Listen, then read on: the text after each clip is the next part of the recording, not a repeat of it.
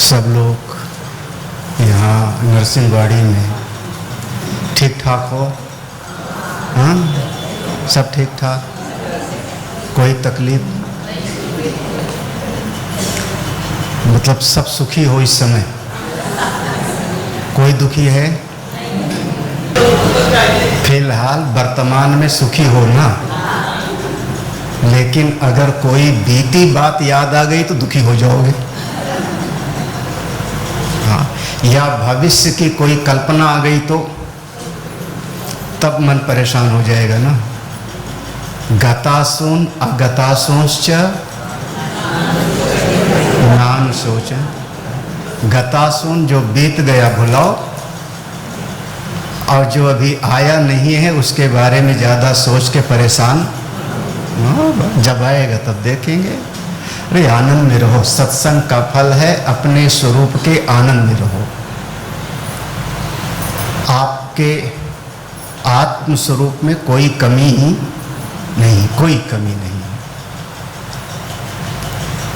आप नित्य हो, पूर्ण हो। ओम सहना भवतु सहनो भुनक्तु सह वीर्यं करवावहै तेजस्विनावधीतमस्तु मा विद्विषावहै। ओम शांति शांति शांति। अखंडमंडलाकारं व्याप्तं येन चराचरं तत्पदं दर्शितं येन तस्मै श्री गुरवे नमः। अज्ञानतिमिरान्धस्य ज्ञानाञ्जनशलाकया चक्षुरुन्मीलितं येन तस्मै श्री गुरवे नमः। गुरोर्ब्रह्मा गुरोर्विष्णु गुरोर्देवो महेश्वरः गुरोर्साक्षात् परं ब्रह्म तस्मै श्री गुरवे नमः। त्वमेव माता च पिता त्वमेव त्वमेव बन्धोश्च सखा त्वमेव त्वमेव विद्या द्रविणं त्वमेव त्वमेव सर्वं मम देवदेवो।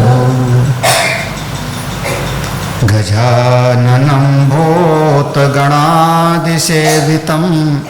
कपित्थजम्बोफलचारुभक्षणम् उमासुतं शोकविनाशकारकं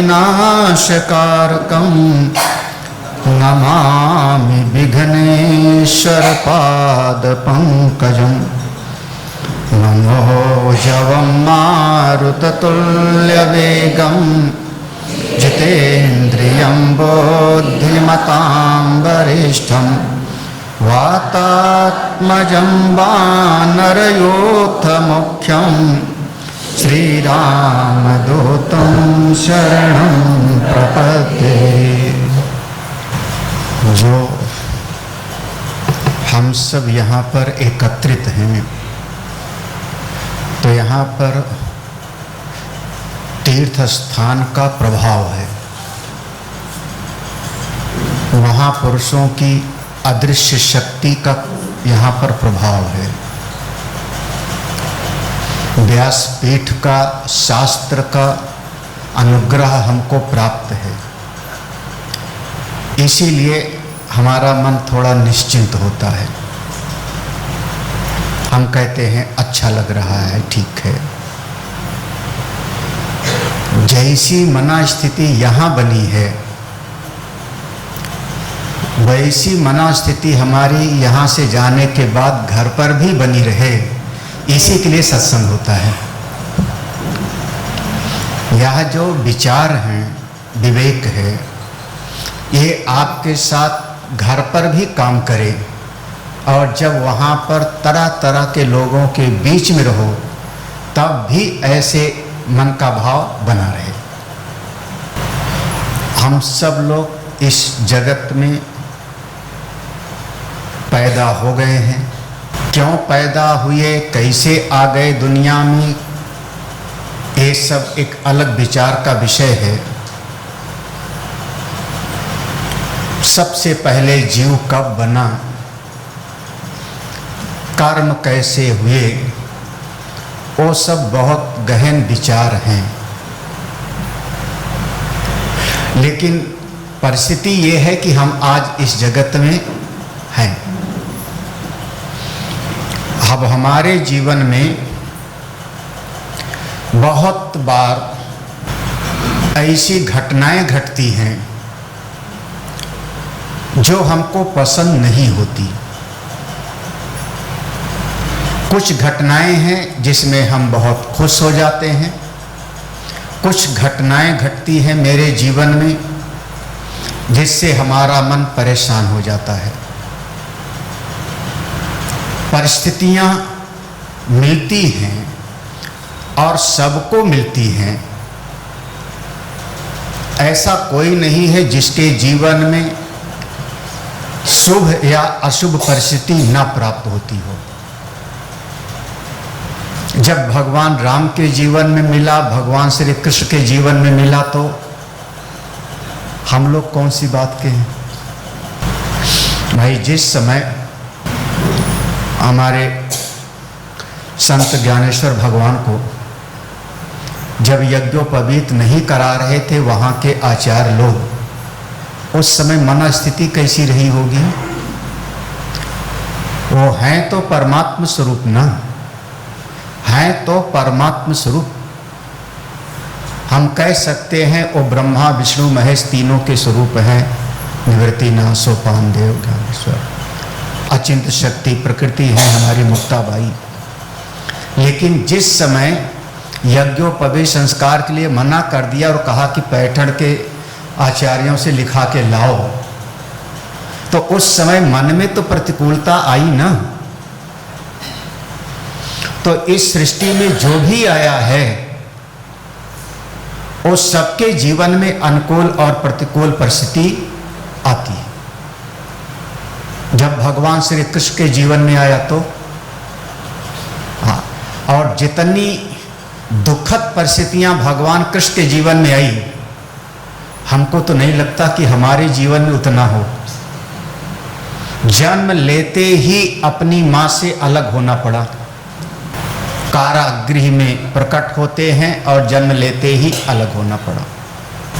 छठे दिन कोई राक्षसी का जहर पीना पड़ा, पूतना नाम था। आप थोड़ा उनके जीवन वृत्ति का तो विचार कर लो। तीसरे महीने उनके ऊपर एक बैलगाड़ी पलट गई, सक्टासुर बैलगाड़ी पलटी। वो तो भगवान की लीला है, लेकिन घटनाएं तो ये घट नहीं है ना। एक समय पर 2 पेड़ गिर गए भगवान के ऊपर, यमलार्जुन के, जब उनको ओखल में बांध दिया था। और आज तक उनका एक नाम पड़ गया दामोदर। दाम माने रस्सी, उदर माने पेट। माँ ने जब बांधा था तो वो खींचे थे उखल को, तो पेट पर निशान पड़ गए और वो निशान आजीवन बने रहे, तो भगवान का नाम ही पड़ गया दामोदर। 2 पेड़ गिर गए। उसके बाद गोकुल छोड़ा, वृंदावन गए।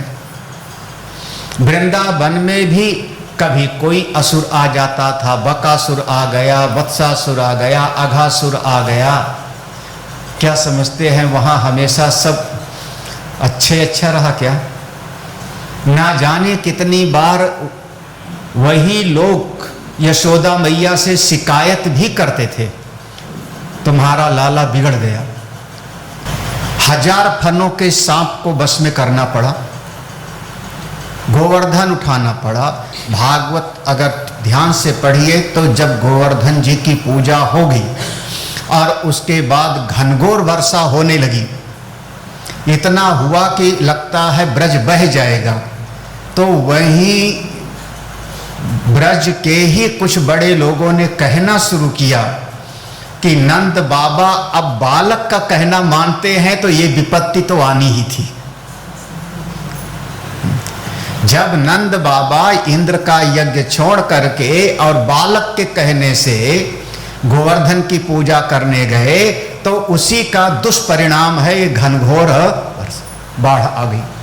लो, उस समय भी प्रतिकूल परिस्थिति बोलने वाले लोग थे और अपने सगे मामा को मारना पड़ा।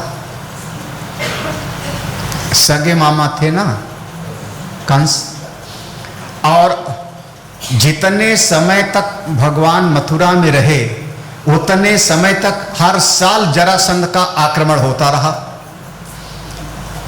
21 अक्षौणी सेना लेके आता था। आप लोग समझते हो कि महाभारत सबसे बड़ा युद्ध था। महाभारत में तो 18 अक्षौणी थी, वो भी 2 दल में, 11 उधर और 7 उधर, और जरासंध अकेले 21 अक्षौणी सेना लेके आता था और मथुरा में भगवान के साथ उसका युद्ध होता था। 17 बार चढ़ाई किया। 18वीं बार जब काल यवन को लेके आया तो भगवान स्वयं छोड़ के भाग गए मथुरा। हाँ। हाँ। आजकल की भाषा में क्या कहें, हाँ, पलायनवाद। यही तो है ना, पलायन किया भगवान ने, रण छोड़ राय कह लो। भगवान का एक नाम पड़ गया। जीवन में देखो थोड़ा प्रतिकूलताएं तो आ रही हैं ना, उसके बाद भी भगवान ने समुद्र के बीच में नगर बसाया, द्वारकाधीश कहलाए। लेकिन भगवान के जितने बच्चे थे कभी कभी कोई कोई भगवान का ही कहना नहीं मानते थे। भगवान कहते थे संतों का हमेशा आदर करना, जुआ मत खेलना, शराब मत पीना, भगवान बार बार समझाते थे। लेकिन भगवान के बच्चे ही जाके संतों की परीक्षा लिया, आपस में संघर्ष किए और इतना बड़ा यदुकुल भगवान के सामने ही आपस में लड़के मर गया।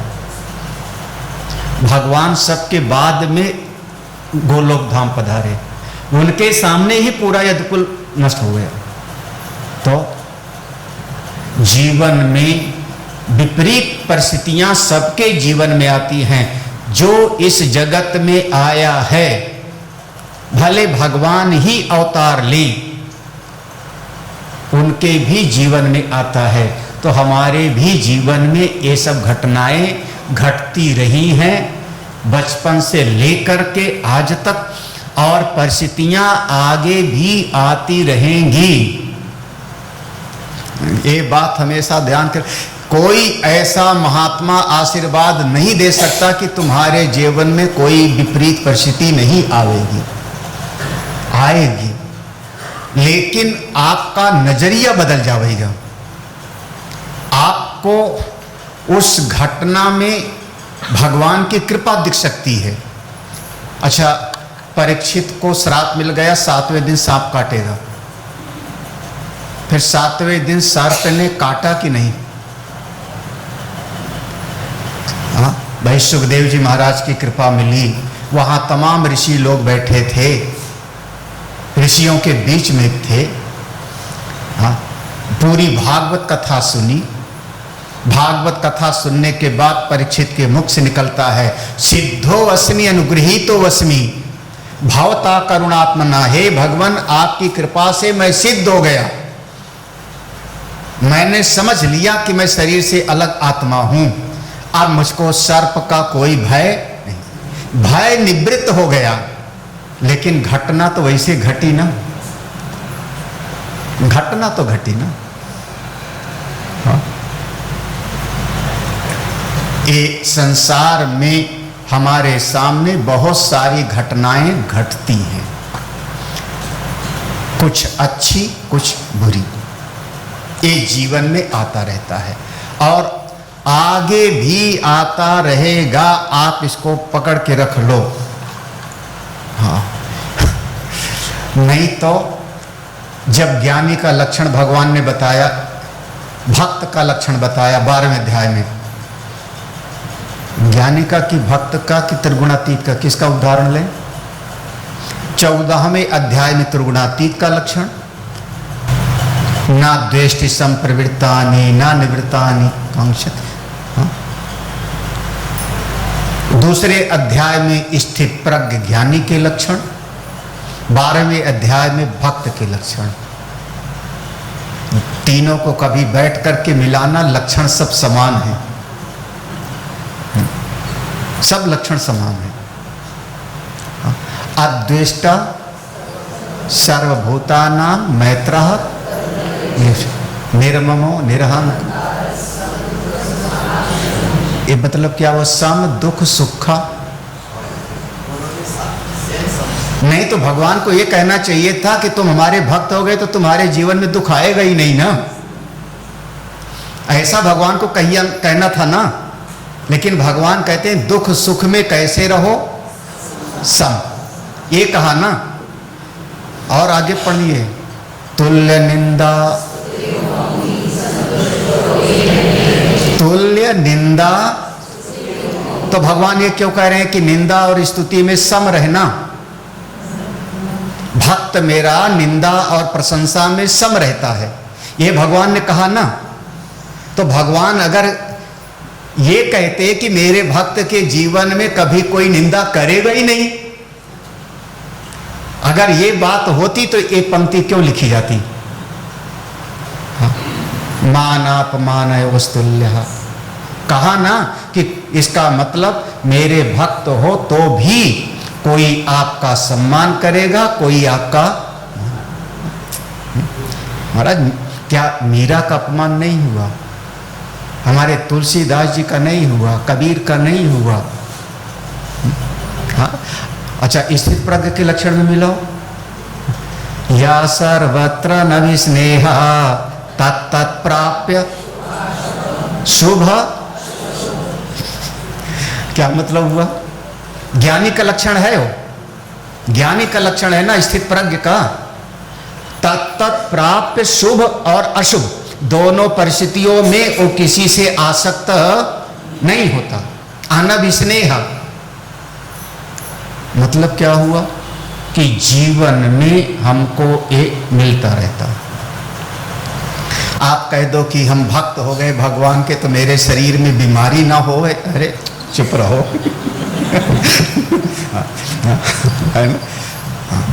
रामकृष्ण परमहंस को कैंसर था, माँ काली से बात करते थे, माँ काली के परम भक्त उनसे बात करते थे, फिर भी उनको कैंसर। रमण महर्षि को कैंसर था।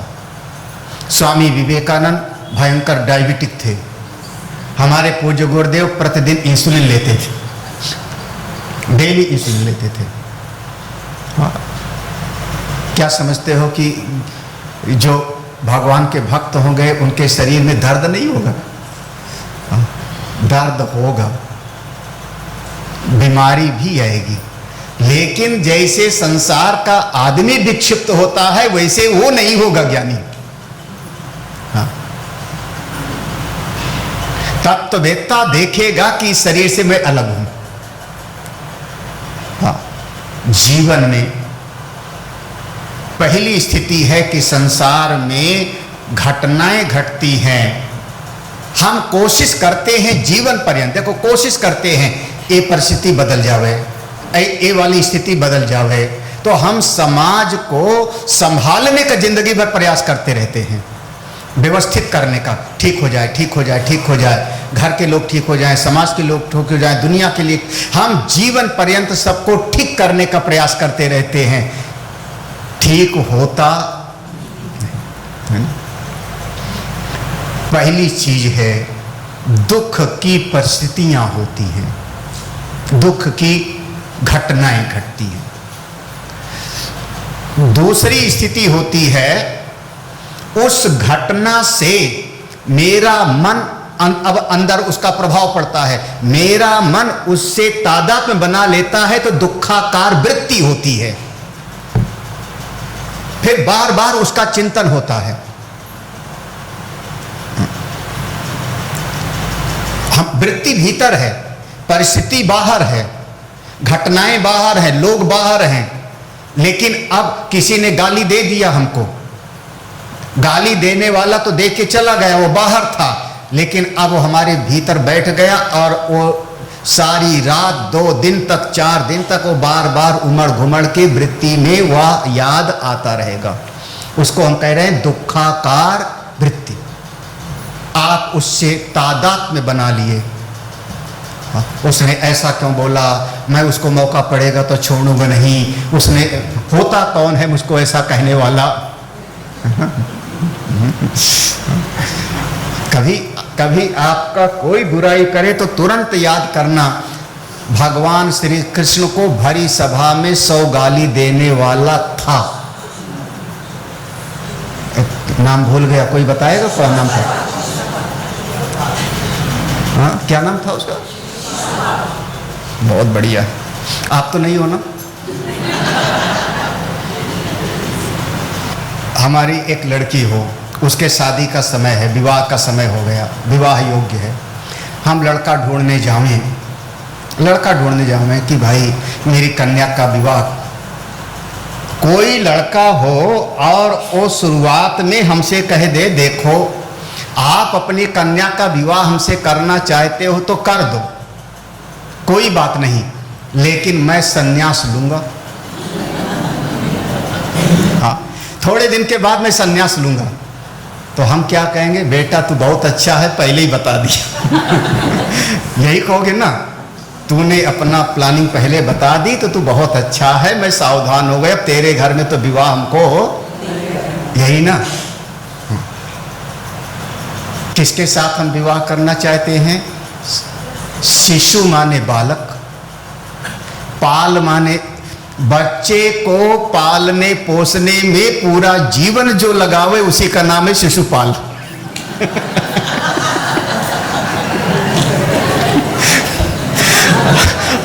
शिशुपाल, अरे अपने आप समझो ना। हाँ, रुक्मिणी क्या चाह रही? रुक्मिणी चाह रही कि मैं द्वारकाधीश के साथ शादी करूंगी। अपनी माँ को बता दिया था, पिता को बता दिया था, रुक्मिणी के माता पिता को पता था, भीष्मक को। हाँ, भाई नहीं तैयार था ना, रुक्मी नाम था उसका। वो क्या कहता है, अपनी बहन का विवाह नारायण के साथ नहीं करूंगा, किसके साथ करूंगा? जो हाँ या अपने बच्चे भगवान ने ऐसी सामर्थ्य दिया कि हमने पाला पोसा पढ़ाया लिखाया शादी विवाह कर दिया। प्रभु आपकी बहुत बड़ी कृपा है, ठीक है, हमारी जिम्मेदारी पूरी। महाराज उसके बाद फिर बच्चों के बच्चे पालने में हम लग जाते हैं। हाँ? हाँ? कोई है तो नहीं?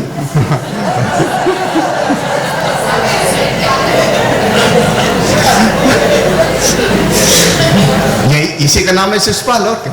हाँ? यही शिशुपाल है। भरी सभा में 100 गाली देता है ना, उसका विरोध है। आप सीधा कहूं तो ममता, आसक्ति, उसका भगवान के साथ विरोध है ना। भरी सभा में 100 गाली देता है ना। जब भगवान को 100 गाली उसने दिया तो हमको भी कोई न कोई कटुवचन तो बोल ही जाता है ना। क्या करो, सह लो, सह लो। सहनम सर्व दुखानाम अप्रतिकार पूर्वकम चिंता विलाप रहितम साति तीक्षा निगद्यते। सह लो, सहन शक्ति को बढ़ाओ। तांस तितीक्षस्व भारत। हाँ, मात्रा स्पर्शास्तु कौन्तेय शीतोष्ण सुख दुखदा आगमा पाइनो नित्याह। इस श्लोक को पचाओ अपने भीतर। मात्रा माने इंद्रियां, आंख कान, स्पर्श माने विषय। इंद्रियां जब जब विषयों की तरफ जाएंगी तब तब आपको सर्दी गर्मी सुख दुख मिलेगा। इसको समझ लो कि आने वाला है, जाने वाला है, इसको सह लो। तितिक्षस्व। तो दो चीजें। पहली है हमारे जीवन में कुछ घटनाएं घटती हैं, नंबर 1। दूसरी स्थिति है कि उस घटनाओं के साथ मेरा मन तादात्म्य बना लेता है और उसका बार बार मैं चिंतन करता हूं, दुखाकार वृत्ति। दुख की परिस्थिति नंबर 1, दुखाकार वृत्ति भीतर आ गई नंबर 2, और तीसरी स्थिति है हम कहते हैं अहम दुखी। महाराज कोई कृपा करो, मैं बहुत दुखी हूं, प्रभु आप करुणा करो, मैं बहुत दुखी हूं। अहम दुखी, अपने साथ में उसको बिल्कुल जोड़ लिया,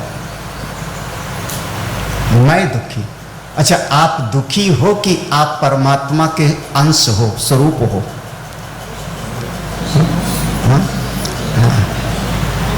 हमारे एक को अब देखो 2 दिन से मैं बहुत आसान सुना रहा था, आज सवेरे थोड़ा सा वेदांत सुनाया, सब चक्कर में पड़ गए। जानने वाला जानी हुई चीज से हमेशा अलग होता है। एक इस नियम को आप हमेशा जीवन में रट डालो। हमने चश्मा को जाना, देखा तो चश्मे से मैं अलग हूं। माला को हमने देखा तो माला से अलग हूं। हमने उंगली को देखा तो उंगली से अलग हूं। आपको हमने देखा तो आपसे मैं बिल्कुल। जानने वाला जानी हुई चीज से हमेशा अलग होता है। ये सिद्धांत है, अकाट्य सिद्धांत है, 100% अकाट्य सिद्धांत है। इसका कोई इसकी काट नहीं। जिसको आप जानते हो उससे हमेशा अलग होते हैं, ठीक है? जिस समय हमने कहा कि मैं दुखी, गुरुजी मैं बहुत दुखी हूं, तो आप गुरुजी ने पूछा तुम उस दुख को जान करके बोल रहे हो कि बिना जाने? दुख को जान के बोल रहे हो कि बिना जाने? अगर आपने कहा कि नहीं मैं जान रहा हूं कि मैं दुखी हूं ना, और जैसे आपने कहा मैं जान रहा हूं, तो हमने कहा कि जिसको जान रहे हो उससे तुम, यानी दुख अलग है और जानने वाले तुम बिल्कुल अलग। याद करो सवेरे की चौपाई, सब कर परम प्रकाशक जोई, राम अनादि अवधपति सो। और आप कहो कि नहीं मैं बिना जाने बोल रहा हूं, तो बिना जाने बोलोगे कैसे? ठीक है ना, कुछ समझ में आ रहा है सिद्धांत? जिसको जानते हो उससे अलग हो, लेकिन फिर भी हम अज्ञान के कारण मान बैठते हैं कि मैं दुखी। ये 3 चीजें हमारे जीवन के साथ निरंतर चलता रहता है। कुछ घटनाएं घटती हैं बाहर, उसका हमारे मन में चिंतन चलता है, उसको हम कहते हैं दुखाकार वृत्ति, और अंत में भीतर हम आरोपित कर लेते हैं अपने आप पर, मैं दुखी। ये 3 घटनाएं। कर्म योगी परिस्थितियों में परिवर्तन करता है। भक्त क्या कहता है? ये जो विचार में चल रहा है ना, भगवान के साथ जोड़ दो। हाँ, अब श्वास श्वास में परमात्मा का स्मरण करो, आपका जो है वो वृत्ति बदल जाए, विचार बदल जाए। वो हनुमान जी लौट के आए लंका उनका जला के, और उसके बाद भगवान को प्रणाम किया। जांबवान ने कहा, नाथ नारायण, नाथ पवन सुत कीन जो करनी, सहसो मुख जाई न बरनी। हे नाथ राम, पवन सुत हनुमान जी ने जो कार्य किया 1000 मुख से भी वो वर्णन नहीं किया जा सकता। हनुमान जी ने तो अपने मुंह से बोला ही नहीं कि मैंने क्या किया, सब कुछ जांबवान ने बताया। तब हनुमान जी ने हृदय से लगाया। फिर भगवान ने हनुमान जी को, हनुमान अब तुम सारी सूचना दो। तो हनुमान जी ने पूरी बात बताई, क्या क्या घटनाएं घटी। फिर माँ भगवती का दुख की घटनाएं बताई, और एक शब्द कह दिया,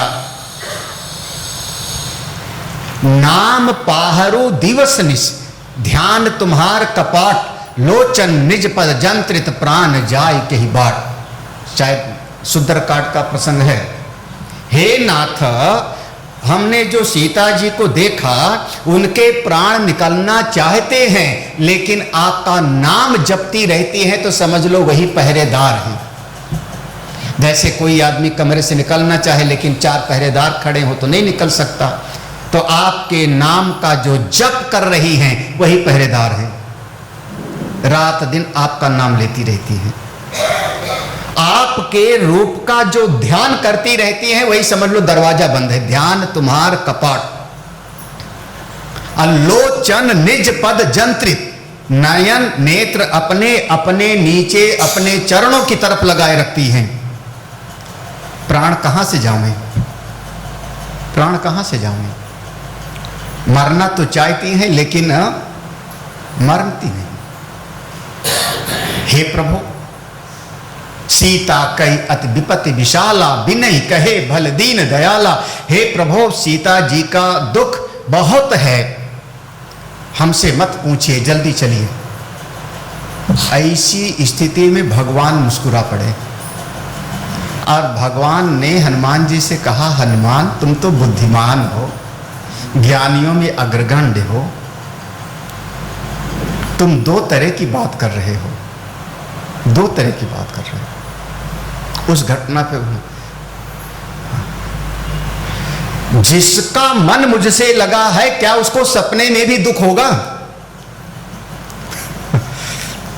जो निरंतर तुम कह रहे हो कि वो निरंतर मेरा नाम जप कर रही है, मेरा स्वरूप का ध्यान कर रही है, तो जिसका मन मुझसे लगा होगा क्या उसको सपने में भी दुख मिल सकता है? हनुमान जी सावधान हो गए, प्रभु थोड़ा संशोधन करता। देखो हनुमान जी जैसे चारों वेदों के ज्ञाता अपने शब्दों में परिवर्तन किया। कहा हनुमंत विपति प्रभु सोई, जब तव सुमिरन भजन न होई। कहा हनुमान जी का, प्रभु प्रभु एक संशोधन है कि जब कभी कोई राक्षसी तलवार लेके डराने आ जाती है, रावण को मैंने देखा आया हुआ, तो बीच बीच में आपका सुमिरन टूट जाता है, तब दुखी होती। संशोधन किया ना। कहा हनुमंत विपति प्रभु सोई, जब तव सुमिरन भजन न हो। जो हमारे भीतर निरंतर दुख वाली बात का चिंतन चल रहा है उसको भगवान के साथ जोड़ दो, भगवान का चिंतन करो। परिस्थिति में परिवर्तन कर्मयोगी करता है, वृत्ति में परिवर्तन भक्त करता है। जो तत्ववेत्ता है, ज्ञानी, स्वरूपनिष्ठ है, उसकी निष्ठा है कि मैं शुद्ध आत्मा हूं, मुझ आत्मा के ऊपर सब कुछ कल्पित है, सत्य है ही नहीं। मैं तो शुद्ध स्वरूप आत्मा हूं, मेरे ऊपर हजार हजार वृत्तियां आती हैं, उन सारी वृत्तियों का मैं प्रकाशक हूं। ना मैं दुखी, ना मैं सुखी, ना मैं रागी, ना मैं द्वेषी, ना मैं कर्ता, ना मैं भोक्ता। प्रलपन विसृजन गिरिणन निमिषन उन्निमिषन अपि नैव किंचित करोमिति युक्तो मन्येत तत्ववेत। ओ तत्वज्ञानी। मैं बार बार गीता इसीलिए बोल रहा हूं क्योंकि गीता कहीं और होता तो भागवत का श्लोक बोलता, फिर कहीं संत सभा होती तो उपनिषद के मंत्र फिर बाद बीच में बोलते। प्रमाण क्योंकि आपको जो परिचय में है, तत्वविद जो तत्ववेत्ता है, ज्ञानी है, वो क्या समझ रहा है? वो रोता हुआ, हंसता हुआ, खाता हुआ, पलक गिराता हुआ भी वो समझता है मैं कुछ करने वाला ही। ज्ञानी उस अहंता को किनारे कर देता है। जो हमने कहा था मैं दुखी, ज्ञानी का निष्ठा क्या है? मैं दुखी नहीं हूं, मैं तो ब्रह्म स्वरूप हूं, मैं तो सच्चिदानंद स्वरूप हूं, मैं तो शुद्ध आत्मा स्वरूप हूं, मेरा तो जन्म मृत्यु ही नहीं है, तो मैं दुखी कैसे हो सकता हूं? ये सब शरीर में, मन में, बुद्धि में चल रहा है। ये तीन आपकी साधना की स्थिति है। कर्मयोगी परिस्थितियों में परिवर्तन करने का प्रयास करता है, भक्त अपनी वृत्तियों में परिवर्तन करता है, और तत्ववेत्ता समस्त वृत्तियों का निषेध करके स्वरूप में बैठ जाता है। वो ये नहीं कहता कि मैं दुखी हूँ। हमारे पंजाब की तरफ खास करके हरियाणा पंजाब में जैसे कोई संत वगैरह किसी के यहाँ गए तो वहाँ वेदांत का संस्कार कुछ ज़्यादा है उधर। जैसे दक्षिण भारत में उपासना प्रधान है, वहाँ भगवान की अमुक पूजा है, सवेरे की पूजा, दोपहर की पूजा, सायं आरती, तमाम तरह की पूजा का वहाँ है। तो उपासना प्रधान साउथ है और पंजाब हरियाणा उधर वेदांत का चिंतन बहुत है और बहुत सारे महात्मा लोग। तो वहाँ गांव-गांव में भी लोगों का संस्कार है, भले लड़ाई झगड़ा करते रहते ऐसा नहीं है, हाँ, फिर भी उनका शब्दों में इतना रहता है कि नहीं मैं तो सच्चिदानंद हूँ। हाँ, तो जैसे अभी हम लोग गए तो कभी कभी कोई माताएं पूछती, महाराज आपका शरीर कैसा है? हम क्या पूछते हैं, आप कैसे हो? समझ रहे ना? हमने कहा आप कैसे हो, तो आपने कहा स्वामी जी ठीक हूँ, ठीक है ना? उधर के लोग पूछेंगे स्वामी जी आपका शरीर कैसा है? इसका मतलब वो अपने प्रश्न में ही बता रहे हैं कि आप शरीर से बिल्कुल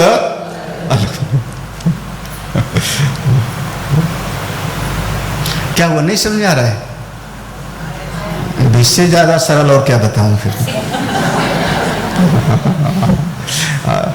इतना आसान। वेदांत गंभीर है, थोड़ा कठिन भी है, हम तो बहुत सरल करके समझा रहे हैं।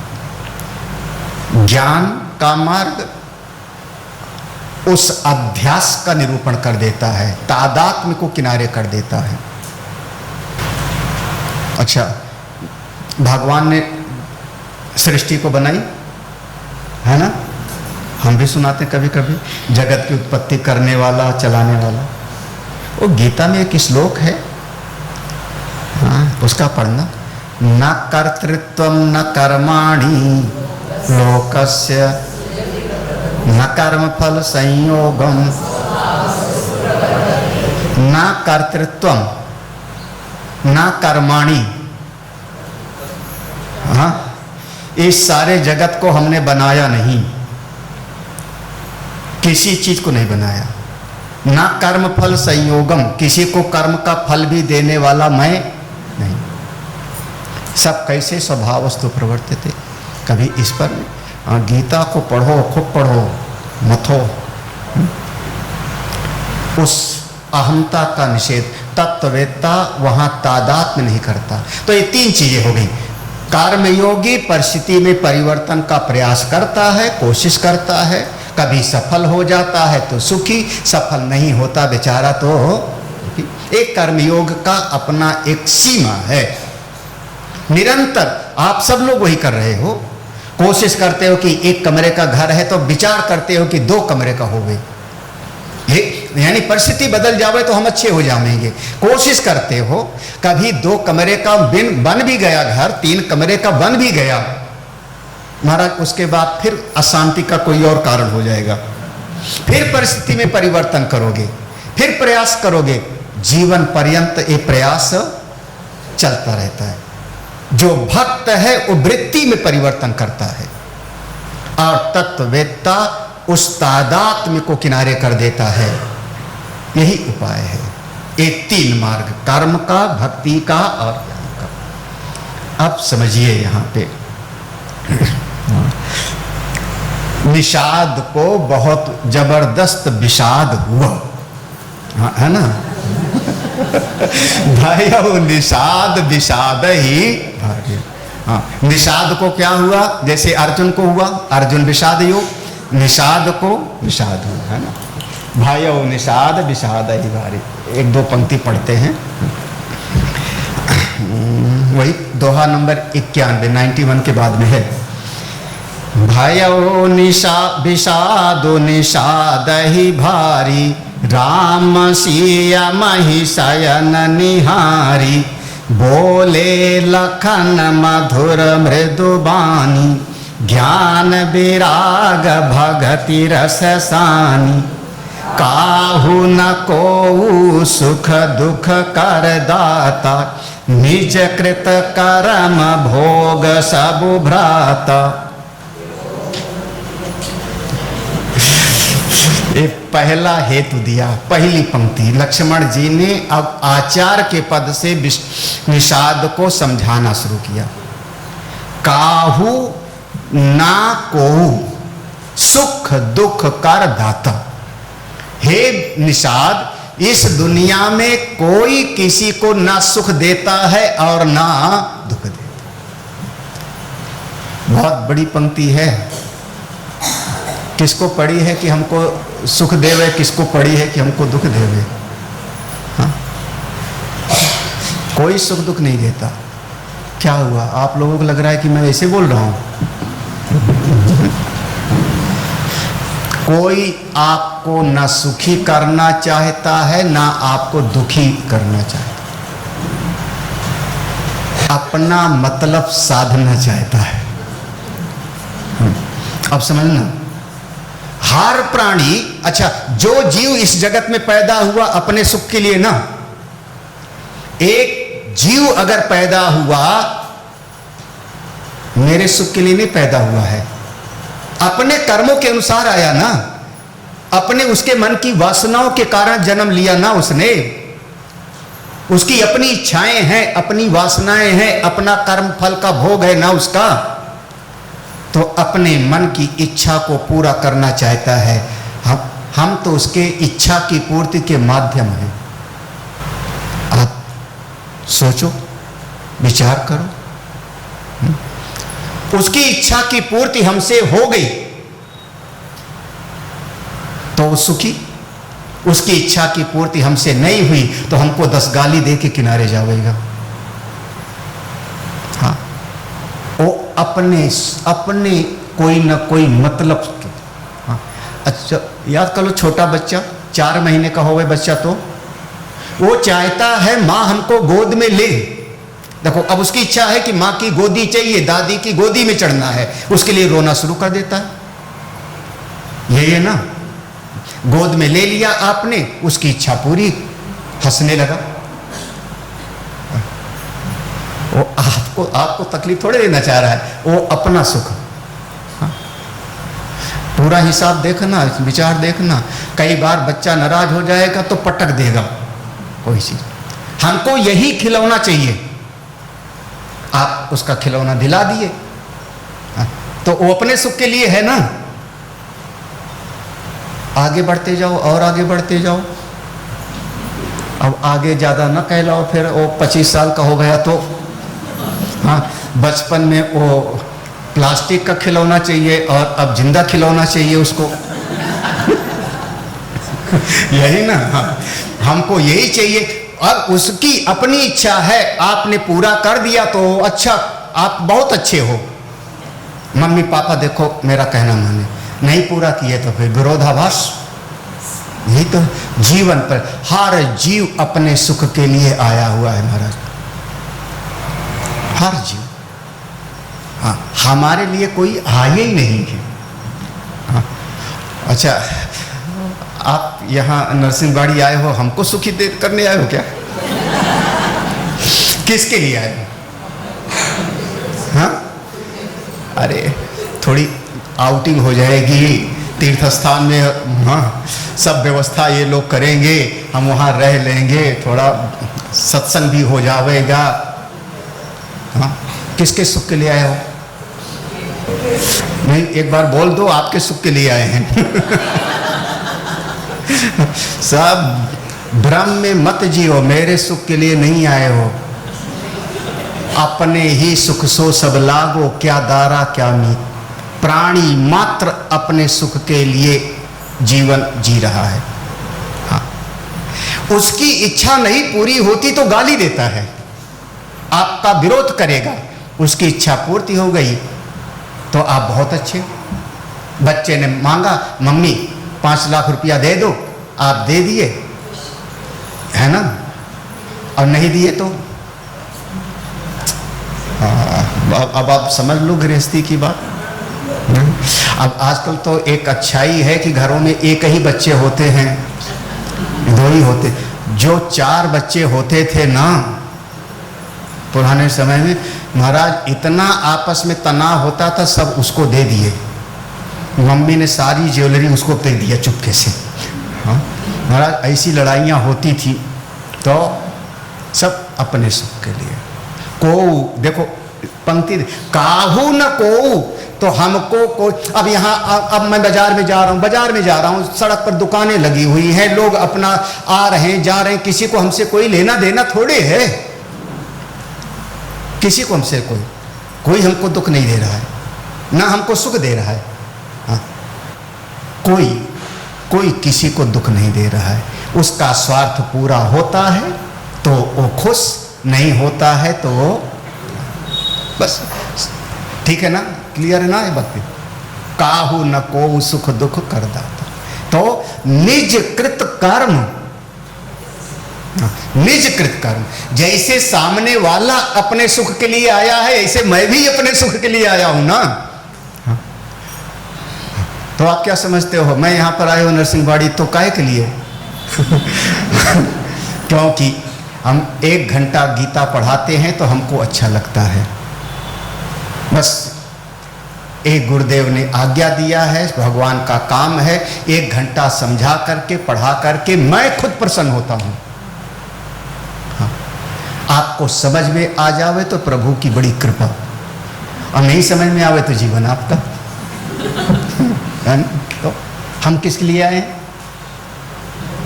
अपने सुख के लिए, निज कृत कर्म। और तो जो जैसे कर्म करोगे, जैसा कर्म करोगे वैसी आपके सामने घटनाएं घटेंगी, वैसे परिस्थितियां। आप शुभ कर्म करोगे तो आपके जीवन में शुभ कर्म फल आवेगा, अशुभ बीज बोगे तो अशुभ फल मिलेगा। तो जैसा किए हो वैसे पा रहे हो, जैसा अब करोगे वैसा आगे पाओगे, तो किसी पर दोष क्यों देते हो? अब इस पंक्ति को याद करो, लक्ष्मण जी इशारा कर रहे हैं, निषाद किसी समय में यही परमात्मा जो अभी शयन कर रहे हैं, यही परमात्मा एक समय पर नारद जी से दुश्मनी कर लिया था। अरे वो देवर्षि नारद ने चेहरा मांगा था ना उधार, हाँ, वो भी हमेशा के लिए नहीं, हाँ, है ना, जोशी जी बड़े खुश, है ना, थोड़ी देर के लिए मांगा था, परमानेंट नहीं मांगा था। अब भगवान ने चेहरा कौन सा दे दिया? उसके बाद वो विश्व मोहिनी को स्वयं भगवान ले गए, आगे गए, जैसे आगे गए वो भगवान उनको, नारद जी बड़े बेचैन, दे हूँ सांप की मरी हूँ, आज इस हमारा सारी दुनिया में बेइज्जती करा दिया, मैं छोड़ूंगा नहीं, या तो श्राप दूंगा या मर जाऊंगा। बेचैन होके चले जा रहे थे, उसी समय में भगवान सामने खड़े मिल गए। नारद कहाँ चले? और भगवान अकेले नहीं थे, एक तरफ लक्ष्मी, एक तरफ वही जिसके लिए बवाल था सब, विश्व मोहिनी। नारद देखते ही गाली देना शुरू किए, वहां पढ़िए, गाली देना शुरू किया। बड़े मतलबी हो, स्वार्थ साधक कुटिल तुम, सदा कपट व्यवहार, तुमने कपट किया, छल किया। जिस स्त्री को मैं चाहता था तुम राजकुमार बन के आए और उसको तुम लेके चले गए, जाओ मैं तुमको श्राप देता हूं, ऐसे राजकुमार बन के दुनिया में पैदा हो। जैसे राजकुमार बन के आए थे, स्वयंवर से लेके गए, ऐसे राजकुमार बन के दुनिया में पैदा। जैसे मैं इधर तड़प रहा हूं, ऐसे तुम भी तड़पो। तमाम श्राप दिया था, और जो श्राप दिया भगवान ने कहा, एव मस्तु देवर से, जो तुम कह रहे हो उसको मैं सब सत्य करूंगा। और भगवान उस श्राप के कारण आज इस अवतार में आए हैं। क्या परिणाम है? किसका फल है? राजकुमार बन के आए, जंगल घूम रहे हैं, हाँ, पत्नी का हरण हुआ, किसका परिणाम? अच्छा, देवर्षि नारद को मना कर देते, नहीं मैं चेहरा और नहीं दूंगा, सीधे सीधे बात कर देते, खत्म हो जाती बात। आप दिए भी नहीं और उनका चेहरा बंदर का बनाए, है ना, गड़बड़ी किया था उन्होंने। भगवान ने गड़बड़ी किया था। भाई मना कर देते, आपके पास मैं आऊं भिक्षा मांगने के लिए, आप कह दो नहीं दूंगा, इतना ही तो है। भगवान ने गड़बड़ी किया था। जब भगवान ने गड़बड़ किया था तो उसका फल पाओ। किसका किसका किया हुआ फल है? निज कृत कर्म। हाँ, अब इसको गलत मत समझना, बिल्कुल हाँ, दशरथ जी महाराज, उनको एक विद्या आती है शब्द वेदी बाण चलाने का। शब्द वेदी बाण ऐसा शब्द चलाते हैं कि जो सामने वाले को चुभ जावे। मारा किसको? श्रवण कुमार को। श्रवण कुमार को, श्रवण कुमार मरा, उसके माता पिता ने श्राप दिया, जैसे पुत्र के वियोग में मैं तड़प के मर रहा हूं, तुम भी ऐसे मरोगे। दिया ना श्राप ऐसा। हाँ, एक शब्द एक दुनिया ऐसी है कि आप दीवार की तरफ जो फेंकोगे दूने वेग से वापस आती है। ये सृष्टि का जो आप दोगे जगत में वो आपकी तरफ वापस आएगा, थोड़ा बढ़ के वापस आता है। आप पृथ्वी माँ में एक बीज डालते हो, 100 बीज बनकर के पैदा होता है हमको। ऐसे अग्नि में, अग्निकुंड में देते हो, हमको बैक डोर से मिलता है। संत ब्राह्मण को देते हो, वो हमको बैक डोर से मिलता है। ये जी सृष्टि का स्वभाव है। तो आपने एक शब्द वेदी बाण मारा था, घायल कौन हुआ? श्रवण कुमार। इस कान को क्या कहते हैं? हाँ, अच्छा मैं गालू दूं तो आपको कानों से तो सुनाई पड़ेगा ना, ये घायल तो यही होगा। श्राप कौन देगा? अगर बल नहीं होगा, दंड देने की सामर्थ्य नहीं, तो मेरे दिल में श्राप देगा ना, जाओ तेरा भी सत्यानाश हो। वो 2 शब्द वापस आते हैं दशरथ की तरफ। एक शब्द वेदी मार मारा था, 2 शब्द वापस आए उनकी तरफ। एक से भरत को राजगद्दी, दूसरे से राम को 14 वर्ष का। शब्द ही तो था, और क्या था? और सह नहीं पाए ना, सह नहीं पाए। अंत में शरीर को छोड़ना पड़ा। किसका किया हुआ फल था? दशरथ महाराज को अगर पुत्र वियोग में तड़प करके मरना पड़ा, किसके कर्म का फल था वो? हाँ, ओ चलिए ठीक है। हाँ, जब पितामह भीष्म बाणों की सैया पर पड़े थे, भगवान श्री कृष्ण वहीं पर हैं और सभी 5 पांडव हैं। पितामह भीष्म ने धर्मराज युधिष्ठिर को उपदेश किया। महाभारत में बहुत बड़ा हिस्सा है शांति पर्व का। शांति पर्व में पितामह भीष्म ने एक बार पूछ लिया भगवान कृष्ण से, हमने जान करके तो अपने पूरे जीवन में कोई अपराध नहीं किया, हमको ये बाणों की सैया पर लेटने का दंड क्यों मिला? इच्छा मृत्यु का वरदान है, मरूंगा नहीं, लेकिन तकलीफ तो होती है ना। मरना एक अलग चीज है, और शरीर में अगर बाण चुभेंगे तो दर्द झेलना तो पड़ेगा। ये हमको क्यों मिला? भगवान ने कहा कि पितामह, मेरे इस मस्तक की तरफ थोड़ा ध्यान दीजिए। जैसे विराट स्वरूप को दिखाया था अर्जुन को, मेरे शरीर में देखो, इह कस्थम गुणा केश। हाँ, ऐसे मेरी तरफ देखो। पितामह भीष्म ने जैसे ध्यान से देखा, भगवान का यहाँ पर फ्लैशबैक जैसा दिखाई पड़ने लगा। पितामह भीष्म को अपने पूर्व जन्म की घटना दिखाई पड़ने लगी, और पूर्व जन्म की, और पूर्व जन्म की। पहले के जन्म में देव नाम के वसु थे, उस समय की घटनाएं। एक ब्राह्मण का गाय का जो है ले लिया था, वापस नहीं किया, वो दिखाई पड़ा। दूसरा दिखाई पड़ा, इस पितामह भीष्म के शरीर के 27 जन्म पहले उनको दिखाई पड़ा कि एक राजकुमार हैं, घोड़े पर बैठ के जा रहे थे। एक कोई जो बैलगाड़ी होती है, वो बैलगाड़ी गई थी, और उस बैलगाड़ी के पहिए के नीचे आकर के घायल हो गया एक नेवला पड़ा हुआ था। मरा नहीं था नेवला, घायल था। पितामह भीष्म को लगा उस काल में, पूर्व में, कि ये रास्ते में है। उन्होंने अपना बाण निकाला, उसकी नोक से उठाया, उसको ऐसे फेंक दिया रास्ते से बाहर। बगल में बबुल का पेड़ था, वो उस पर गिरा, मरा नहीं, लेकिन सारे कांटे उसके शरीर में। पितामह भीष्म ने हाथ जोड़ा, प्रभु बस अब हमको नहीं देखना, हमारे प्रश्न का समाधान किसके कर्म का फल था? बाणों की सैया पर लेटना। निज कृत कर्म भोग सुन भ्राता। निज कृत कर्म, निज कृत कर्म, सब जो मिल रहा है मेरा पूर्व का किया हुआ है। हमने जैसा किया है वैसा पा रहे हैं।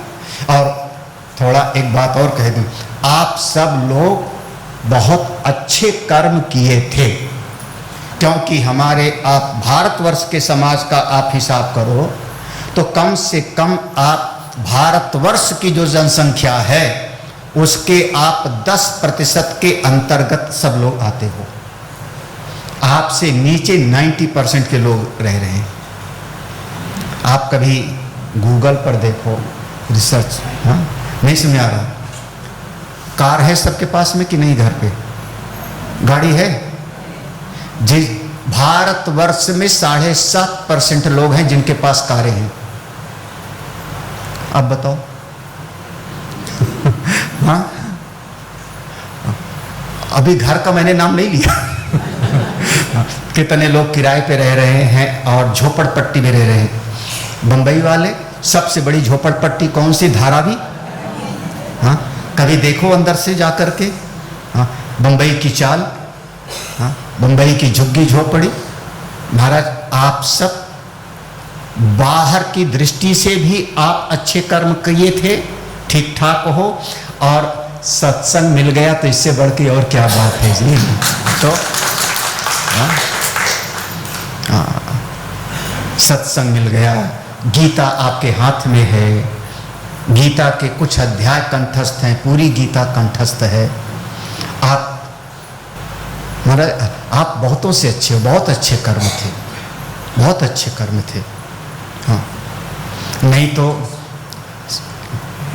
मिलता ही नहीं।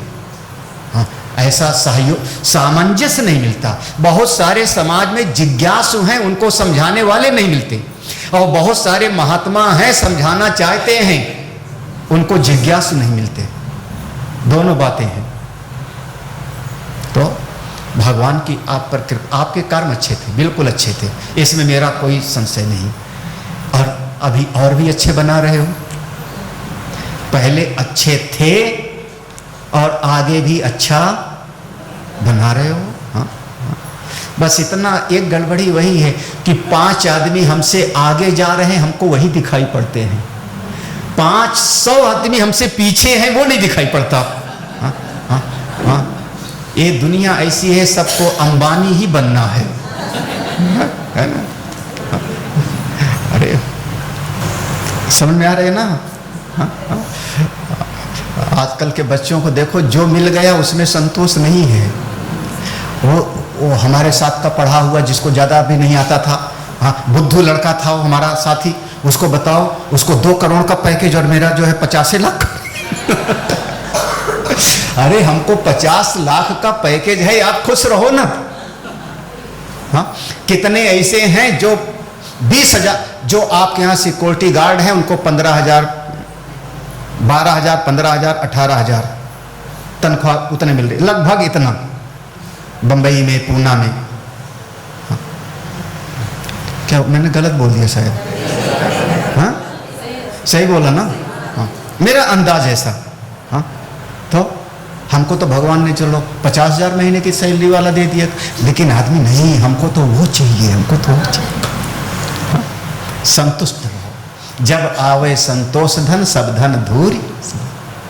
हाँ? आप अच्छे कर्म कर रहे हो, आगे बढ़ोगे निश्चित रूप से। और बहुत बार माता पिता अच्छे कर्म करते हैं तो उसका फल उनके बच्चों को भी मिलता है। हाँ, बहुत, हाँ, ये बिल्कुल माना गया है, क्योंकि वो भीतर का तादाद में है ना। जिस समय यज्ञ करने बैठोगे उस समय दिल में क्या बात आएगी? मेरे बच्चे भी सुखी हों। हाँ, तो उसका फल उधर भी ट्रांसफर होता है। तो निज कृत कर्म भोग सुन भ्राता। चलो पहली पंक्ति, ये पहली पंक्ति है, कोई किसी को सुख दुख नहीं देता, सब अपने अपने कर्मों के अनुसार ही फल को पा रहे। जैसा किया था वैसा पा रहे हैं, अब जैसा करेंगे वैसा। चलेगा? इस पर सहमति है ना सबकी? नहीं है? सब मान लिए? हाँ, तो मान लिए तो हो गया, फिर संतुष्ट रहो, मस्त रहो। लेकिन अभी आगे, अब आगे, अब एक बात वो कहते हैं कि एक बहुत बड़े व्यापारी थे, उनके दुकान में आग लग गई। चिल्लाना शुरू कर दिए, पता लगा, दौड़ करके गए, हाय मेरी दुकान, हाय मेरी दुकान, हाय मेरी दुकान, सब जल गया, हाय मैं तो जो है सड़क पर आ गया। उनका बेटा आया, उनके बेटे ने कहा, पिताजी क्यों ऐसा परेशान हो रहे हो? अरे देख नहीं रहा दुकान जल रही है, सब नष्ट हो गया। बेटे ने कहा, पिताजी ये दुकान हमने बेच रखी थी, आपको बताए नहीं थे, और पैसा भी ले लिया था सब। हाँ। उसके बाद अब पिताजी का दुख कितना होगा? हाँ? वो दुकान अभी भी जल रही है, दुकान अभी भी जल रही है, लेकिन अब उनके हाय हाय बेचारे का नुकसान हो गया, लेकिन अब उतना दुख छाती नहीं पीट रहे ना। हाँ? क्यों? क्योंकि अब वो हमारी नहीं जल रही है। हाँ? दुख का कारण दुकान का जलना है कि उस दुकान के साथ ममता है ना? उसी बात को आगे कहते हैं, इस जगत में जहां जहां ममता बनाओगे वहां से दुख मिलेगा। जोग वियोग भोग भल मंदा, हित अनहित मध्यम भ्रम फंदा, जन्म मरनु जहाँ लगे जग जालू, संपत्ति विपत्ति कर्म यरु कालू, धरनी धाम धनुपुर परिवारु, सरगु नरकु जहाँ लगी व्यवहारु, देखिया सुनिया गुनी मन माही, मोह मूल परमारथ। मोह मूल, मोह मूल परमार्थ नहीं, परमार्थ दृष्टि से ये सत्य नहीं है। काय का? ये पूरी जोग वियोग, जोग माने संयोग, किसी चीज का मिलना, वियोग माने किसी चीज का हमसे बिछुड़ जाना। भोग, हमको किसी चीज से सुख मिला, किसी चीज से सुख मिला। भल माने अच्छे लोग मिले, भल माने हमको सहायता करने वाले मिल गए। मंदा माने दुष्ट मिल गए कभी। हित हमारे अच्छा, हमारे लिए कोई ऐसा कल्याण करने वाले मिल गए। अनहित मध्यम भ्रम फंदा, जन्म मृत्यु, हमारे परिवार में किसी का जन्म हो गया, फिर किसी की हमारे परिवार में मृत्यु हो गया। कभी संपत्ति बढ़ गई, कभी संपत्ति कम हो गई।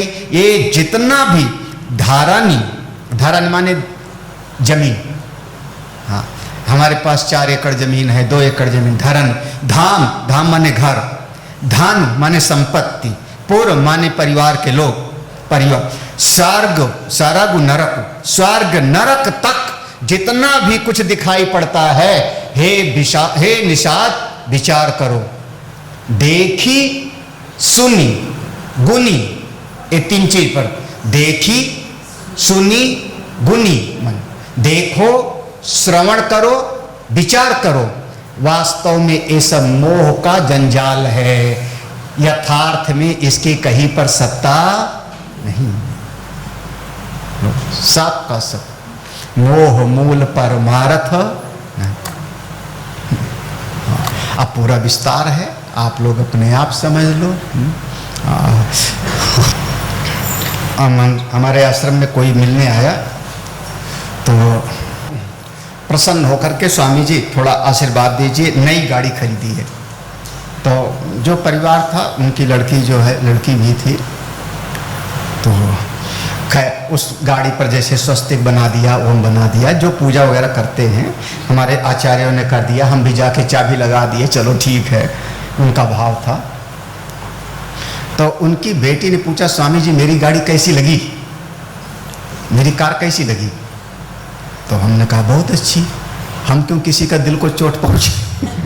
हमने कहा बहुत अच्छी है, बढ़िया है। संयोग से अभी 2 साल पुरानी 3 साल पुरानी घटना है, उस कोरोना के बाद की। फिर उस लड़की की शादी हो गई। जब शादी हो गई तो फिर वो अपने पूरे परिवार के साथ फिर से आए कुछ मिलने के लिए, आशीर्वाद दिलाने के लिए। तो हमने बड़े प्यार से पूछा कैसे आई? उसने कहा पापा की गाड़ी से आई। अब 2 वक्तव्य है, 2 वचन हो रहे हैं। हाँ, पहले क्या कहा था? मेरी गाड़ी। और विवाह हो गया तो आप लोग समझ रहे हैं क्या? समझ गए? समझ गए तो फिर हाँ? क्योंकि अब उसका जो है अपनापन कहाँ से जुड़ गया? उस घर से जुड़ गया ना। देखो कितना। तो अगर जिस समय पहली बार गाड़ी लेके आई थी जरा समय चलाता और खुरच जाती तब जितना दुख होता, बाद में अगर जरा सा खुरच जाएगी तो उतना दुख है ना। समझ में आ रहा है?